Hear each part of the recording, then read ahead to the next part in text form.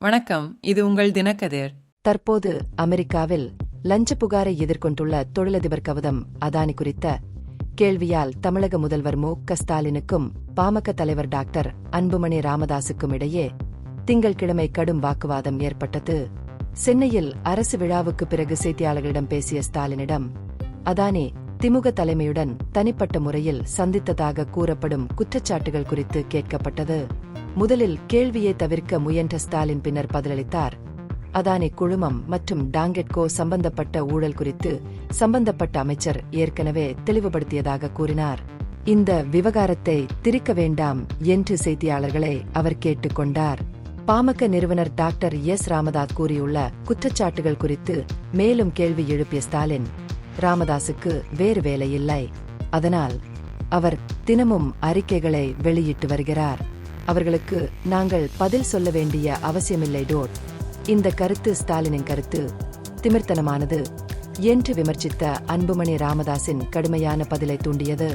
அதானி குழும பிரதிநிதிகளுடனான சந்திப்பு அதிகாரப்பூர்வமா அல்லது தனிப்பட்டதா என்பதை தெளிவுபடுத்துவது முதலமைச்சரின் பொறுப்பு என்று அவர் வலியுறுத்தினார்.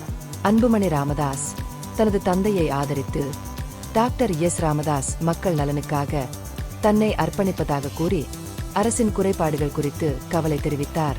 ஸ்டாலினின் கருத்துகள் அவரது நிலைப்பாட்டுக்கு பொருந்தாதவை என்றும் பகிரங்க மன்னிப்பு கேட்க வேண்டும் என்றும் அவர் கோரினார். டாங்கெட்கோ நிறுவனத்துடன் தொடர்புடைய நபர்கள் அதானி குழுமத்திடமிருந்து லஞ்சம் பெற்றதாக அமெரிக்க நீதிமன்றத்தில் சமர்ப்பிக்கப்பட்ட ஆவணங்களையும் அன்புமணி குறிப்பிட்டார்.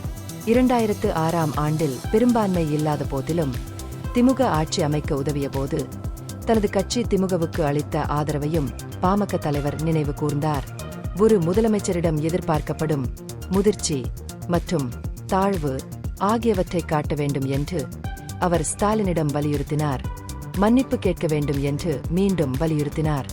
ஊழல் குற்றச்சாட்டுகள் தொடர்பாக இரு கட்சிகளுக்கும் இடையே நிலவும் பதற்றத்தை இந்த சர்ச்சை வெளிச்சம் போட்டு காட்டியது.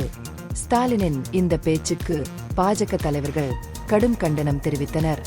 மாநில பாஜக தலைவர் கே. அண்ணாமலை ஸ்டாலினின் கருத்து முற்றிலும் கண்டிக்கத்தக்கது என்று சமூக ஊடக பதிவில் விவரித்தார். அதே நேரத்தில் தமிழிசை சௌந்தரராஜன் முதலமைச்சரின் ஆணவத்திற்கு கண்டனம் தெரிவித்தார். இதுபோன்ற அறிக்கைகள் பொருத்தமற்றவை என்று இரு தலைவர்களும் வலியுறுத்தினர். மேலும் மரியாதைக்குரிய தொனியை கடைபிடிக்க ஸ்டாலினை வலியுறுத்தினர்.